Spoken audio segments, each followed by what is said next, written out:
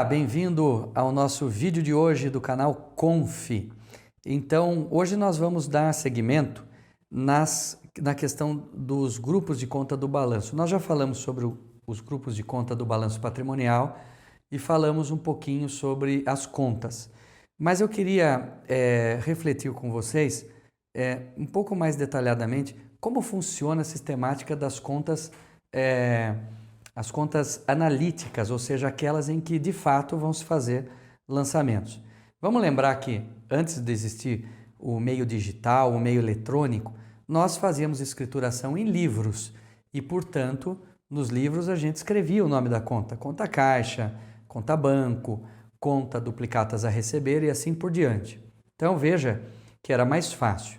Quando nós passamos a utilizar sistemas eletrônicos e depois digitais, que é a fase em que estamos hoje, nós passamos a ter que numerar essas contas, criar uma sistemática de numeração dessas contas para que a gente pudesse fazer lançamentos em números e não em textos. Então, o que eu queria colocar hoje para vocês aqui é da importância de um elemento que é fundamental, que todo contador deve ter o seu, que é o chamado plano de contas. O que é plano de contas? Na verdade, é um elenco de contas contábeis que será utilizado para aquela empresa por aquele contador. Um plano de contas pode ser algo pessoal e deve ser de cada contador, mas ele pode servir para várias empresas ou pode servir para uma única empresa, depende das as especificações de cada empresa, depende também da vontade do profissional da contabilidade em querer usar para mais empresas ou querer fazer planos personalizados. De modo geral, a gente tem uma estrutura, um arcabouço do plano mais geral e depois nós acabamos criando coisas mais específicas para cada empresa. Então, há um geral e depois fazemos uma customização, é o termo que eu estava procurando aqui, do plano de contas para cada empresa. Bom, e como funciona esse plano de contas? Ele tem uma estrutura, começando pelo ativo, e depois ele vai tendo os seus grupos, né? O circulante, o não circulante, e dentro do circulante as contas caixa, bancos, etc. Então, normalmente, nós usamos, por exemplo, a conta 1, o número 1 para ativo, para o grupo ativo. 1.1, que é o grupo circulante. 1.2, não circulante. 1.1.1, exemplo, pode ser o circulante disponível, ou hoje nós chamamos caixa e equivalentes de caixa. E aí a continha caixa pode ser 1.1.1.1 com um número qualquer mais simplificado de conta. Mas veja, essa estrutura ela é muito pessoal, o contador pode fazer da maneira que bem entender. Normalmente nós usamos 1 para ativo, 2 para passivo, 3 para receita, 4 para custo, 5 para despesa e o 6 a gente deixa para uma apuração de resultados. Mas é pessoal, reitero, de cada contador. Bom, agora eu quero chamar a atenção para uma outra situação. Nós passamos a ter que fazer uma interação com o fisco, prestar informações fiscais. Então, por exemplo, hoje a contabilidade ela é digital.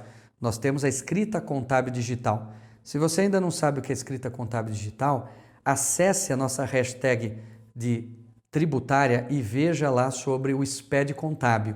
Tem um vídeo bem legal aí falando sobre o SPED contábil. Mas assim, o SPED contábil, ele obrigou a Receita Federal a elaborar um plano de contas que ela chamou de plano de contas referencial. É mais ou menos o seguinte, ela diz assim para os contabilistas, olha, você tem o seu plano, mas eu tenho o meu está aqui. Então, de duas uma, para a gente falar a mesma linguagem, ou você adota o meu, ou então você faz um depara. Você diz assim, ó, a sua continha caixa no seu plano é número 1 e no meu é número 5, tá? Então, você faz um depara conta a conta.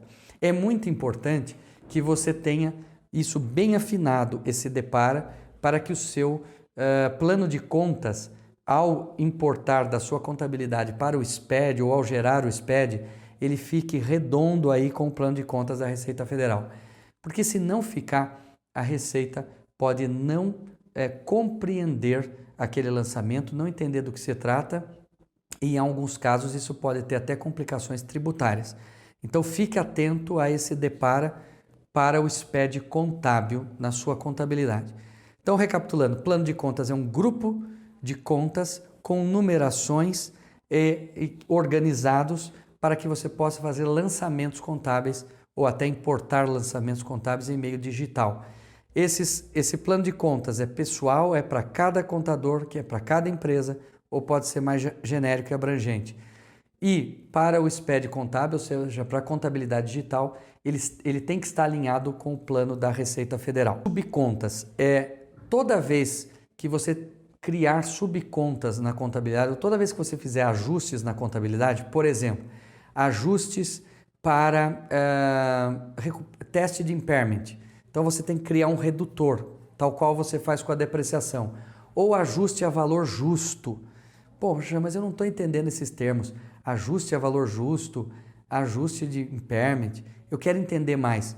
Olha, nós temos uma hashtag aqui no canal chamada IFRS.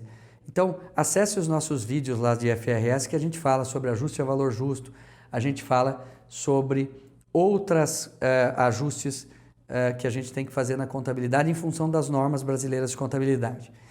Então, se você for fazer ajustes na sua contabilidade, tome cuidado, não mude os valores das contas principais de ativo e passivo.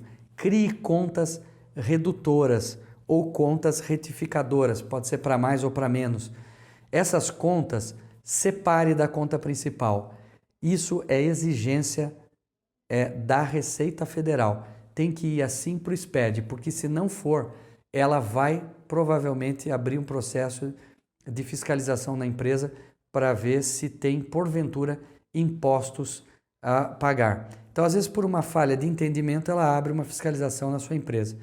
Então, se você for fazer, por exemplo, um ajuste a valor justo de ações, então mantém lá, ações, valor original que eu comprei, menos ou mais o ajuste a valor justo de ações tanto.